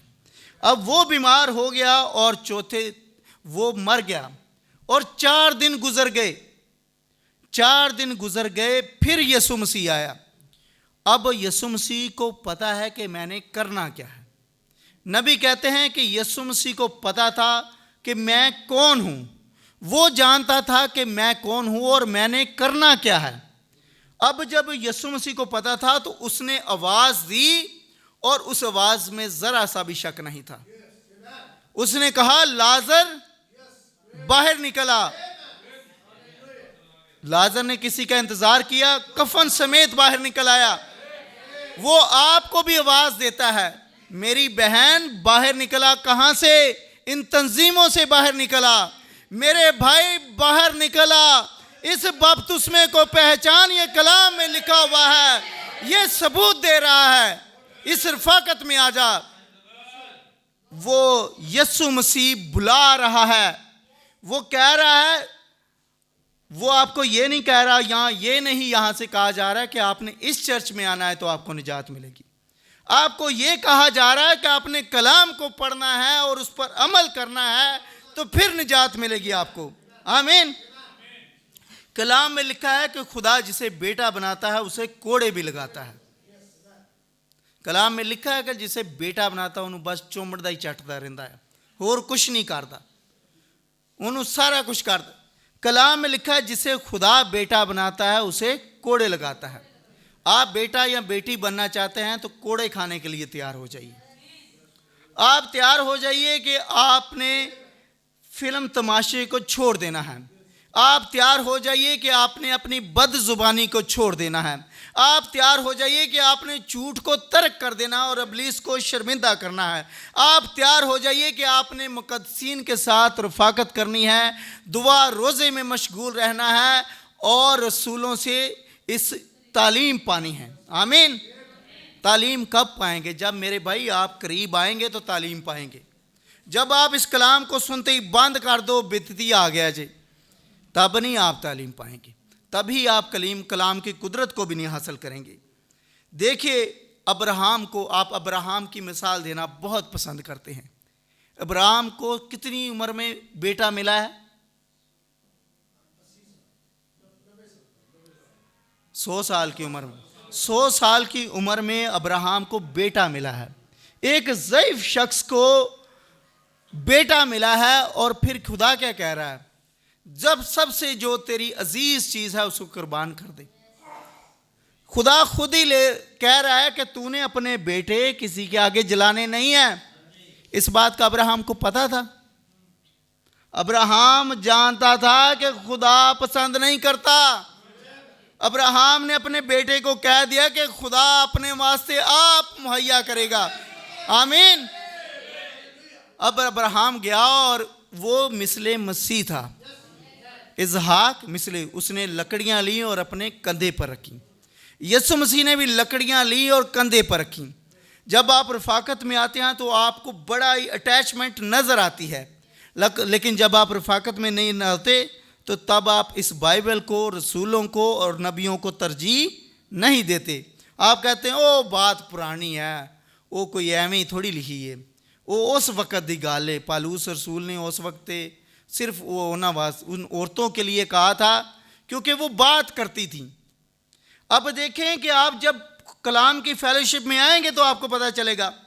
नबी कहते हैं कि अयूब जानता था कि लहू के ज़रिए से क्या है, उसको छुटकारा मिलना है। नबी कहते हैं कि अयूब एक नबी होते हुए वो रूह में था। ये ही वो वाहिद रास्ता है जब आप कुछ भी किसी भी सूरत में हासिल कर सकते हैं। कौन सा रास्ता? लहू के नीचे जब आप आ जाते हैं। नबी कहते हैं कि तब जब आप रूह में होते हैं, रूह में मसरूर होते हुए खुदा की कुदरत उस पर नाजल हुई। किस पर नाजल हुई? अयूब नबी पर। उसने खुदावंद की आमद की पेशगोई की। उसने अपने कदमों को ऊपर उठाया और अपने आप को बुलाया। किसे बुलाया? अपने आप को बुलाया। कहा गरजें धाड़ने लगीं, बिजलियां चमकने लगीं। अयूब ने कहा मैं जानता हूं मेरा मखलिसी देने वाला जिंदा है। आपके पास जब ये कुव्वत होगी ना, वो जा चुका, आप कहेंगे मेरा मखलिसी देने वाला जिंदा है, मेरा छुड़ाने वाला जिंदा है। मैं इस कलाम पर आमीन कहता हूं, कहती हूं। आप कहेंगे उसने कहा और आखिरी दिनों में वो ज़मीन पर खड़ा होगा, हत्ता कि मैं अपनी खाल के इस तरह बर्बाद हो जाने के बाद भी अपने जिस्म में से खुदा को देखूंगा और मेरी ही आंखें देखेंगी, ना कि बेगाना की। आमीन। उसने अपने बारे में पेशन गोई कर दी। आप भी कर सकते हैं अगर आप कलाम मुकद्दस को अव्वल तरजीह दें। आप भी कर सकते हैं अगर आप रफ़ाकत करना पसंद करें। आप भी कर सकते हैं अगर आप इस नबी को अपना नबी समझे तो। आप भी कर सकते हैं अगर आप मलाकी की किताब के करीब आ जाएं। आप भी कर सकते हैं अगर आप मुकाशफा 10 के करीब आ जाएं। तो फिर क्या करेंगे? आप इसको अपना समझेंगे। एक दफ़ा अपना समझ के इसे पढ़ के तो देखिए, फिर आपको ज़िंदगी मिलेगी। हालेलुया। अब देखिए रफ़ाकत में कुव्वत कब मिलती है? जब आप रफ़ाकत में दौड़ लगाते हैं, जब आप जुस्तजू करते हैं, जब आप अपने आप को शामिल करते हैं। अगर आप मत्ती 18 बाब उसकी 19 आयत पढ़े, मैं भाई से कहूँगा ज़रा पढ़िए ताकि हम आगे बढ़ सकें। फिर मैं तुमसे कहता हूँ कि अगर तुम में से दो शख्स ज़मीन पर किसी बात के लिए जिसे वो चाहते हों इत्तफाक करें तो वो मेरे बाप की तरफ से जो आसमान पर है उनके लिए हो जाएगी। आमीन। आमीन। उनके लिए हो जाएगी। अब देखें कि आपके लिए खुदा ये सब कुछ करना चाहता है, लेकिन आपको क्या करना है? आपको उसकी कुर्बत हासिल करनी है, फिर ही खुदा कुछ करेगा। लेकिन जब तक आप उसके करीब ही ना आना चाहेंगे तो खुदा आपके लिए कैसे करेगा? अब देखें कि आपको यहाँ से कुव्वत कैसे मिलेगी। मैं भाई से कहूँगा कि एक दफ़ा दोबारा फिर पढ़ें मत्ती की इंजील को। मत्ती रसूल की मार्फत लिखी गई अंजील मुक़द्दस का बयान। फिर मैं तुमसे कहता हूँ कि अगर तुम में से दो शख्स ज़मीन पर किसी बात के लिए जिसे वो चाहते हों इत्तफाक करें तो वो मेरे बाप की तरफ से जो आसमान पर है उनके लिए हो जाएगी। आमीन। आमीन। किसके लिए हो जाएगी? आपके लिए हो जाएगी। दो लोग मुत्तफिक हों, एक नहीं, दो लोग मुत्तफिक हों। मेरे भाई, आपके पास एक भी हवाला नहीं है तो आप मुत्तफिक कैसे हैं? आप एक हवाला जो मिल नहीं रहा उस पर आप खड़े हैं और आप उन 5, 6, 10 हवालों को मान ही नहीं रहे। तो आप क्या कर रहे हैं? आप इस कलाम को रद्द कर रहे हैं, आप रफ़ाकत को रद्द कर रहे हैं, आप रसूलों को, नबियों को रद्द कर रहे हैं, आप यीशु मसीह को रद्द कर रहे हैं। आप पर फर्द जुर्म लग रही है। आप देखें, नबी ने फर्द जुर्म लगाई है। किन पर? इन डिनोमिनेशंस पर। क्योंकि उन्होंने किसको किया रद्द? उन्होंने मसीह को रद्द किया है। वो रफ़ाकत में आना ही पसंद नहीं करे। रफ़ाकत कब होगी? जब दो लोग मुत्तफिक होंगे। वो जो कहेंगे वो हो जाएगा। आमीन। अब देखें दाऊद नबी को। दाऊद नबी को अपनी अथॉरिटी का पता, उसको अपने मुकाम का भी पता था। उसको पता था मैं कौन हूँ। उसको पता था कि मैं, यीशु मसीह मुझ पर आता है, उसका रूह मुझ पर नाज़िल होता है। उसने कहा कि मैंने शेर के बच्चे को मारा है, मैंने रीछ की दाढ़ी से पकड़कर उसको फना कर दिया है। उसने कहा कि उसने उस जाति जूलियत को देख लिया कि ये नामख्तून है। वो बाकी तो ना देख सके, लेकिन उसने देख लिया। अब देखें नबी क्या कहते हैं। एक कोड है, मैं आपके सामने पढ़ना चाहूँगा, खुदा का यकीन करना। यहाँ पर नबी कहते हैं, कोड नंबर 67 है, 67 और 68 आपके सामने पढ़ूँगा। जब इन आखिरी दिनों में कलीसिया के लिए 600 और कुछ वादे अता किए गए हैं कि ये चीज़ें यूं रोनमा होगी और उसकी कुदरत अब भी यकसा है, क्योंकि यीशु मसीह कल और आज बल्कि अब तक यकसा है। लिखा है कि ये कलाम बस उस वक़्त था, अब ये यकसा है, अब ये कलाम है। ये रूल कुदुस के बारे में बताया गया है कि वो कल, आज बल्कि अब तक यकसा है। जब तुम दुआ करते हो और जो कुछ तुम मांगते हो यकीन करो तो वो तुमको मिल जाएगा। ऐसा ही है, मिल जाता है। अगर तुम मुझ में कायम रहो और मेरा कलाम तुम में, तो जो चाहो मांगो वो तुम्हारे लिए हो जाएगा। ये काम जो मैं करता हूँ कौन करेगा? तुम भी करोगे। ये काम जो मैं करता हूँ तुम भी करोगे। हालेलुया। क्योंकि वो कल, आज बल्कि अब तक यकसा है। वो कहते हैं कि बल्कि इससे भी बढ़कर, क्योंकि मैं बाप के पास जाता हूँ। देखो मैं दुनिया के आखिर तक, कहाँ तक? आखिर तक हमेशा तुम्हारे साथ हूँ।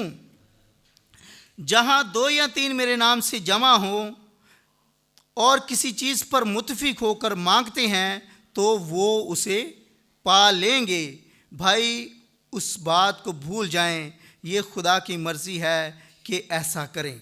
जी हाँ, ये सिर्फ शैतान है जो आपको धोखा दे रहा है। बस खुदा पर ईमान रखें। ईमान किस पर रखा है? खुदा पर। ये कलाम किसने लिखा? खुदा ने। नबियों ने कहा, रसूलों ने कहा कि उस वक्त आदमी अपने आप से नहीं बोलते थे, रूल कुदुस की तहरीक से बोलते थे और रूल कुदुस की तहरीक से ही ये कलाम लिखा गया। नबी कहते हैं वो नाउमीदी की हालत में उम्मीद के साथ ईमान लाया, ताकि इस कौल के मुताबिक कि तेरी नस्ल ऐसी होगी, वो बहुत सी कौमों का बाप हो। वो अपने मुर्दा से बदन पर लिहाज करने के लिए ईमान में ज़ईफ़ ना हुआ। उसने अपने बदन को ना देखा, क्योंकि खुदा ने उस बदन को जवान कर दिया। ना ही हालात, ना ही कोई और बात किसी ने क्या कहा है। बस क्या हो कि अगर किसी और की मौत हो जाए, जबकि आप को भी वही मर्ज़ है।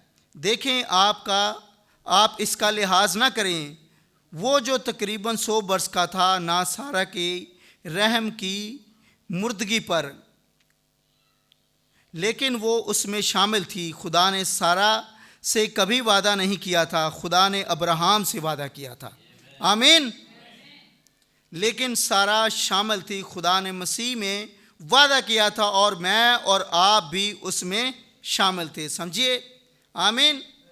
और ना बेईमान होकर खुदा के वादे में शक किया, बल्कि ईमान में मजबूत होकर खुदा की तमजीद की और उसको कामिल एतकाद हुआ।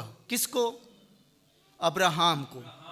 अब आपको भी कामिल एतकाद की ज़रूरत है। आपको ज़रूरत है कि आप इन 600 से ज़ायद वादों को अपने लिए हासिल करें। ये आपके लिए हैं। हालेलुया। अब आपने इन चीज़ों को लेना है और उसकी हजूरी को महसूस करना है।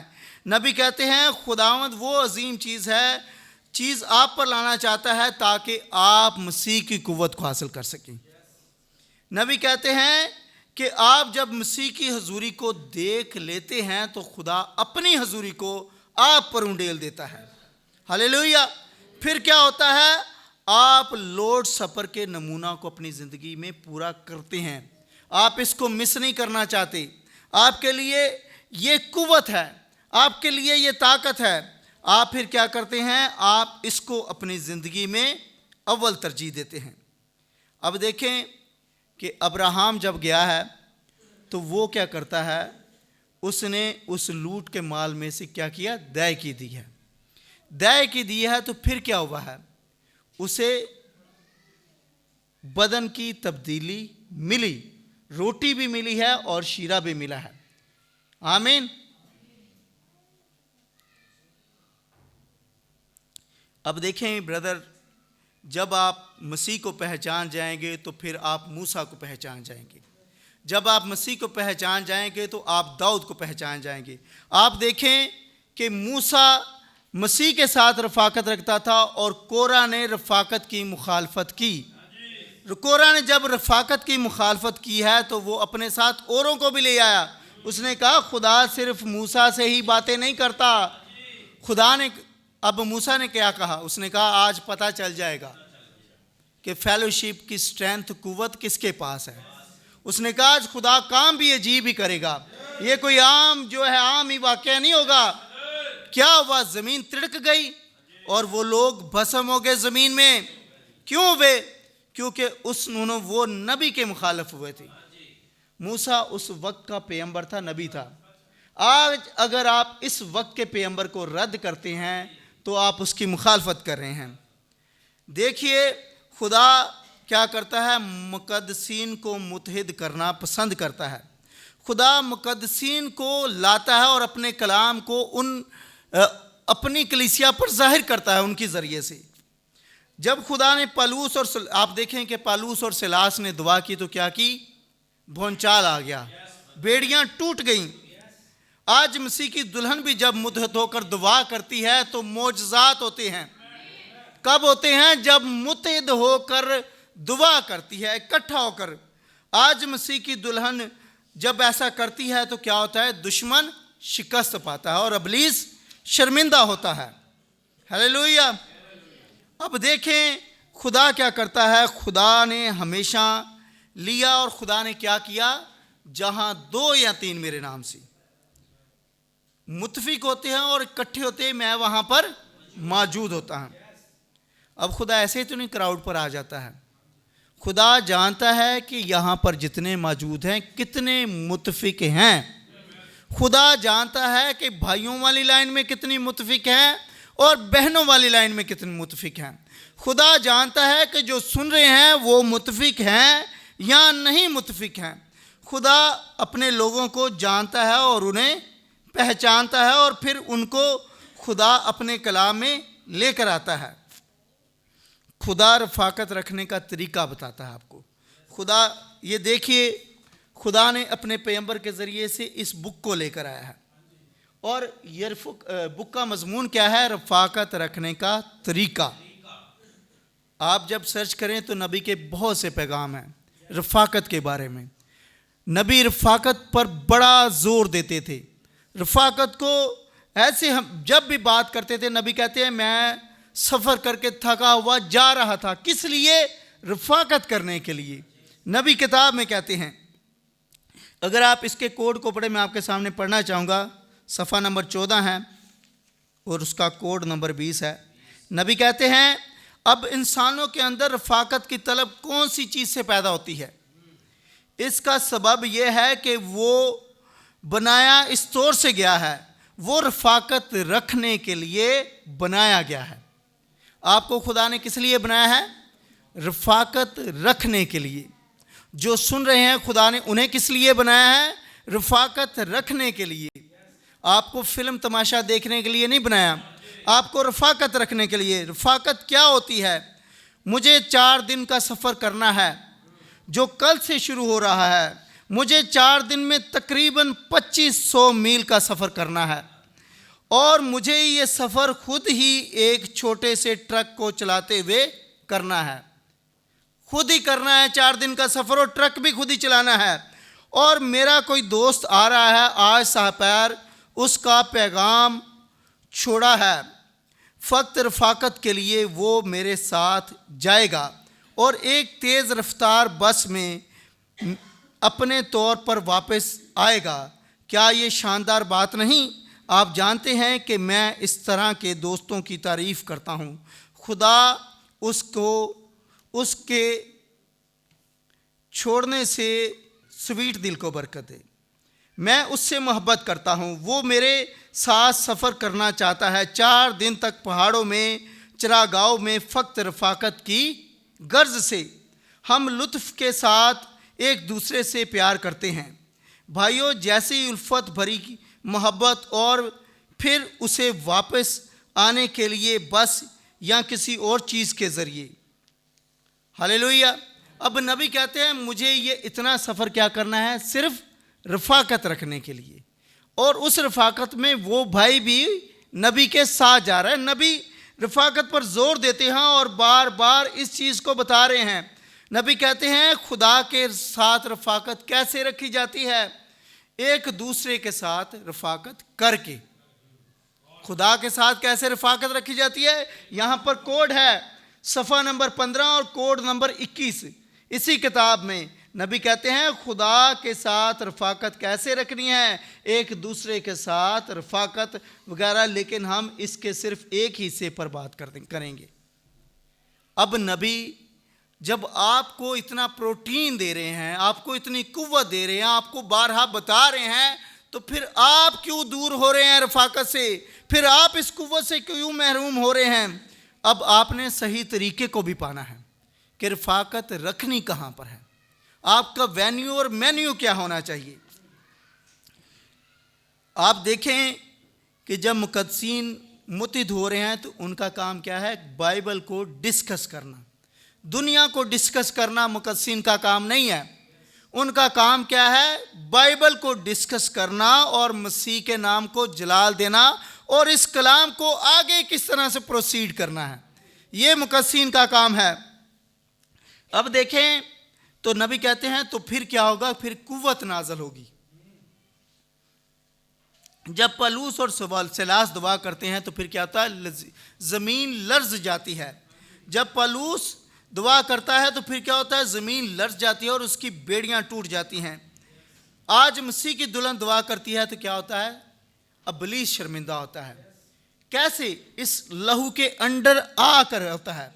इस लहू के अंडर आएंगे नहीं तो फिर ये कैसे होगा? आमीन। रफाकत क्या करती है? ईमान में तरक्की देती है, ईमान को बढ़ाती है, आपको मसीह के कद के अंदाज़ा तक पहुंचाती है।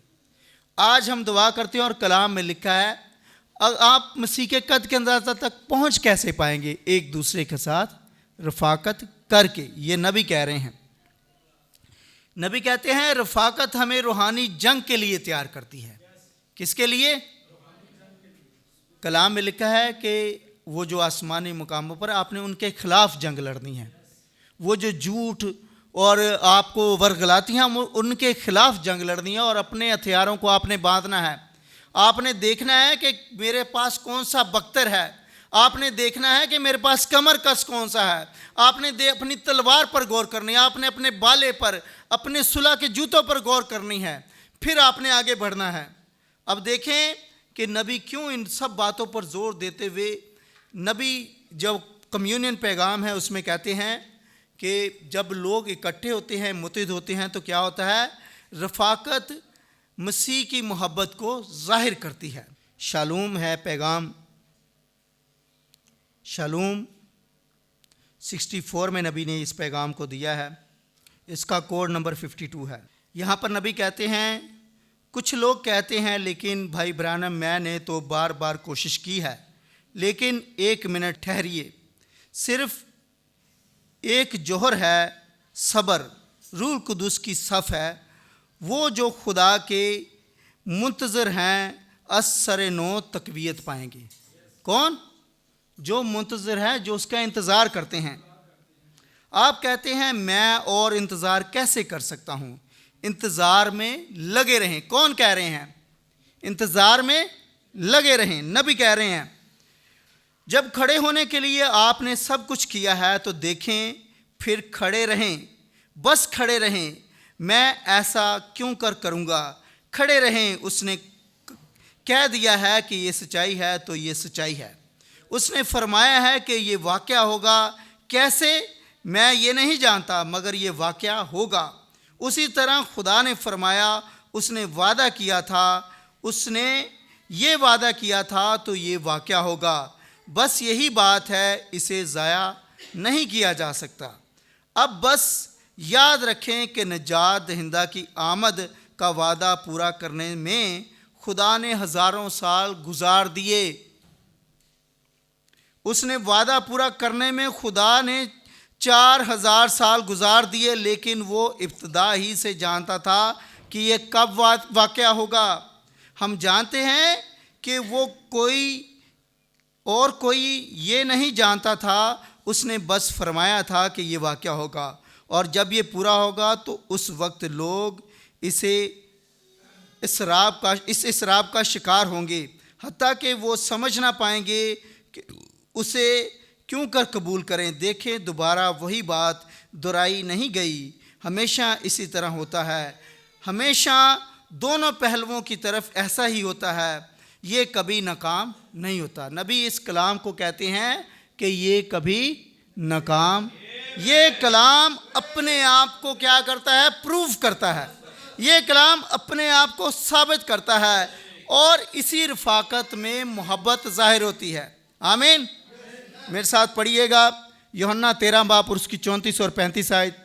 यूहन्ना रसूल की मार्फत लिखी गई इंजील मुक़द्दस का 13वां बाब है और उसकी 34 और 35। हाँ जी। मैं तुम्हें एक नया हुक्म देता हूँ कि एक दूसरे से मोहब्बत रखो, कि जैसे मैंने तुमसे मोहब्बत रखी तुम भी एक दूसरे से मोहब्बत रखो। अगर आपस में मोहब्बत रखोगे तो इससे सब जानेंगे कि तुम मेरे शागिर्द हो।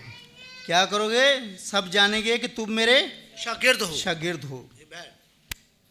आप मसीह के भाई बनना चाहते हैं, उसके दोस्त बनना चाहते हैं, उसके शागिर्द बनना चाहते हैं, तो क्या करना पड़ेगा? आपको रफाकत रखनी पड़ेगी, मोहब्बत रखनी पड़ेगी। आमीन। फिर ही क्या होगा? आपके ज़रिए से मसीह की प्रेजेंटेशन ज़ाहिर होगी। आपको एक प्रोजेक्ट मिले, किसी भी भाई को किसी की तरह मिले, उसने प्रोजेक्ट पर दिन रात मेहनत लगा देनी है ताकि बॉस सेटिस्फाई हो जाए और मुझे ये प्रोजेक्ट मिल जाए।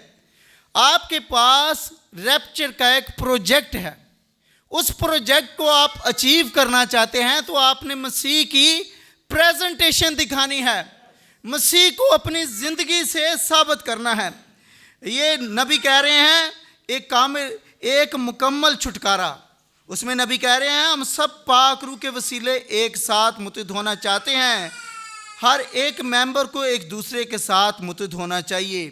खुदा की मोहब्बत पाक रूह के वसीला से हमारे दिलों से बाहर चमकनी चाहिए।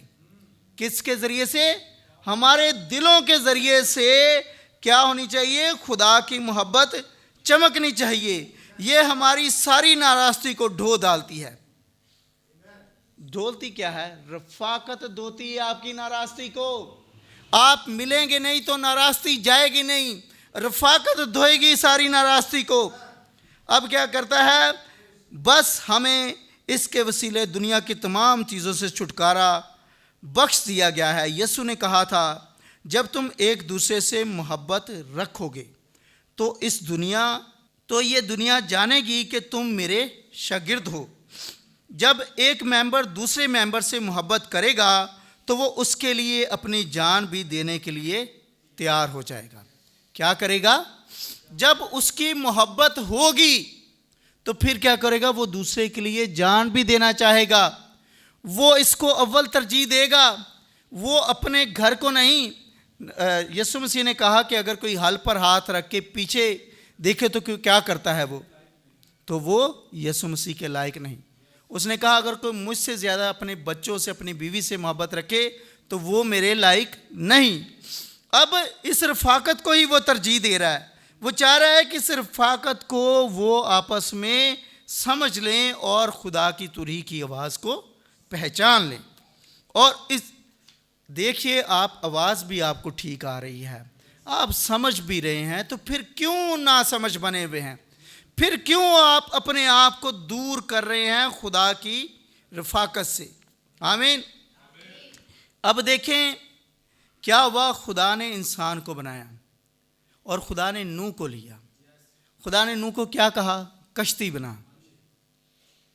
और उस कश्ती में, उस चर्च में जानवर रफ़ाकत करने के लिए आए हैं, इंसान नहीं आए।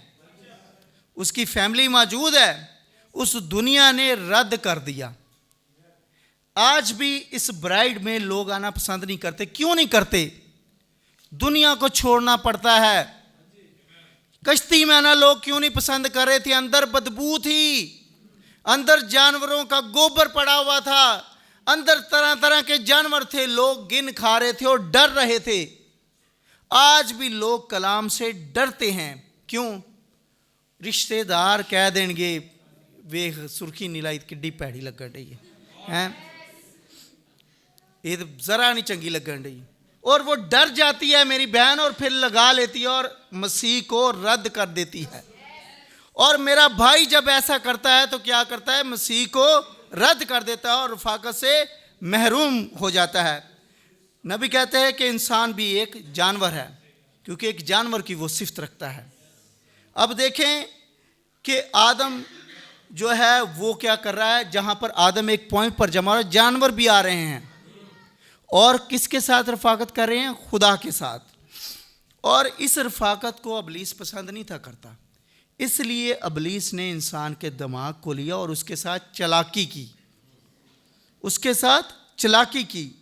अब देखें दानियल जो है वो भी खुदा के साथ हमेशा रफ़ाकत करना पसंद।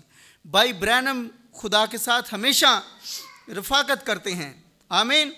अब देखें एक दिन नबी अपने जो है ना लॉन में थे, तो शहद की मक्खियाँ थी, नबी को नहीं था पता। शहद की मक्खियों ने हमला कर दिया। नबी ने यीशु मसीह के नाम से उनको हुक्म दिया कि मुझे पता नहीं था, तुम अपनी जगह पर वापस चले जाओ। और वो मक्खियाँ वापस चली गई। कब ऐसा हुआ? जब, क्योंकि नबी रफ़ाकत करना पसंद कर रहे थे। अब देखें नबी उस गली में से गुजर रहे हैं जहाँ पर बैल बैठा हुआ है और मार देगा। नबी वहाँ पर चले गए। नबी ने उस बैल को भी कहा और वो बैल वापस चला गया। आमीन। अब देखें जब आप रफ़ाकत में आएंगे तो फिर ये कड़ियाँ पूरी होंगी। जब आप रफ़ाकत में आएंगे तो फिर ये सब कुछ पूरा होगा। हालेलुया। जब आप रफाकत में आते हैं तो आपके अंदर क्या होती है? रूह कुदुस की आग लग जाती है, आप दहक जाते हैं। खुदा, अब देखिए पतरस रसूल, अब यीशु मसीह लहरों पर चल के आ रहे हैं और पतरस भी चाह रहा है लहरों पर चलने के लिए। अब क्या है, उस पतरस क्यों डगमगा गया? क्योंकि वो दुनिया को देखना शुरू कर दिया और उन लहरों से खौफ ज़्यादा हो गया। अब वहाँ पर यीशु मसीह ने उस 10,000 डीमंस को शिकस्त दी। वहाँ पे 10,000 डीमंस थी। अब क्यों हुआ ऐसा? यीशु मसीह कहीं पर अकेला नहीं जा रहे, पतरस, यकूब और यूहन्ना साथ साथ। नबी कहीं पर अकेला नहीं जा रहे। 28 फरवरी को भी नबी ने अपने साथ 2 गवाह रखे। अब देखें, नबी अकेले नहीं जा रहे, अपने साथ एविडेंस रख रहे हैं। यीशु मसीह भी अकेले नहीं जा रहे, वहाँ पर 11 शागिर्द मौजूद हैं। अभी भी वो रफाकत करने के लिए आ रहे हैं ताकि आप उनके साथ जाएं। आमीन, हालेलुया। रफाकत जो है सिर्फ एक इज्तिमा का नाम नहीं है। रफाकत एक ज़रिया है आपकी कुव्वत को पाने का, आपको हौसला देने का, आपको अपनी मोहब्बत को बांटने का एक ज़रिया है। और रफाकत से आपको फ़हम मिलता है। क्या मिलता है? फ़हम। फ़हम क्या होता है? अकल, दानिश। आपको पता चलता है इन चीज़ों के बारे में। इमसाल की किताब में लिखा है कि लोग जो है वो हिकमत की बातों को तर्क करते हैं। हिकमत गली में कूचों में पुकार रही है चला चला कर। वहाँ पर लिखा है कि तब लोग पुकारेंगे हिकमत को और हिकमत नहीं आएगी।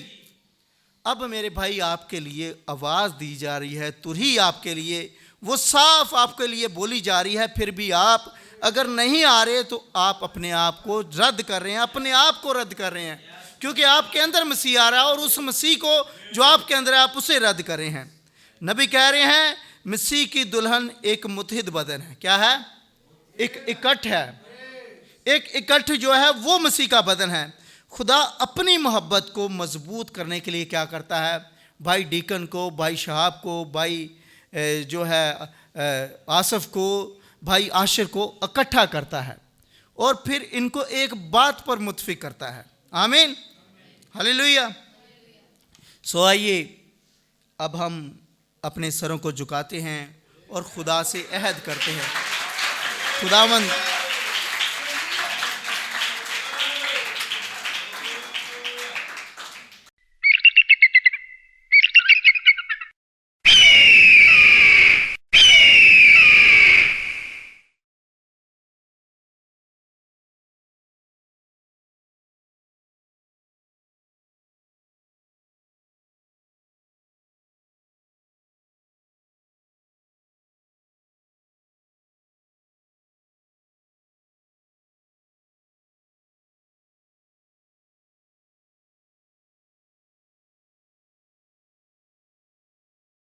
इस रूल कुदुस को आप इस पैमाने से नाप रहे हैं, बाप को आप इस पैमाने से नाप रहे हैं, और बेटे वो इस रफाकत में जब आते हैं तो इसी तरह से कॉन्स्टाइन ने किया। इसी तरह से क्या किया? एक कलीसिया ने किया। उसने आपको 40 रोजे दे दिए। उसने आपको बता दिया कि रोजे बुध वाले दिन से शुरू होंगे। भले रोजे 57 क्यों ना करने पैन, करने बुध वाले दिन ही ने, कहना 40 ने, लेकिन होने 57 ने, 52 हो जाने, इससे ज्यादा हो जाने, कुछ भी हो जाए उस दिना तो आगे पीछे नहीं हटना। अब क्या करते हैं? वो इस रफाकत को भी बिगाड़ते हैं। अब उन्होंने क्या कर दिया? 325 में आए और उन्होंने बपतिस्मे को भी बदल दिया और ये इकरार किया, मेरे भाइयों जो मानते नहीं हैं, इकरार किया कि पहले जो रसूल थे वो खुदावंद यीशु मसीह नाम से बपतिस्मा देते थे। हमने क्या किया है? वो इकरार कर रहे हैं और देने वाले मान नहीं रहे।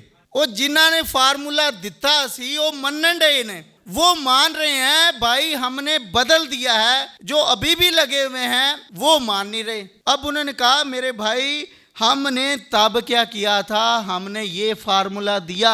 अब जिसने ये फार्मूला दिया वो तो शोरगुल में उसकी वफात हुई, वो तो अपने आप को इसी तरह ले गया और उसकी ज़िंदगी से मसीह ज़ाहिर नहीं हुआ। वो क्या कहते हैं? पालूस रसूल को साइड पे कर देते हैं, पतरस रसूल को साइड पे कर देते हैं, बाकी रसूलों को साइड पे कर देते हैं और उसको आगे कर देते हैं।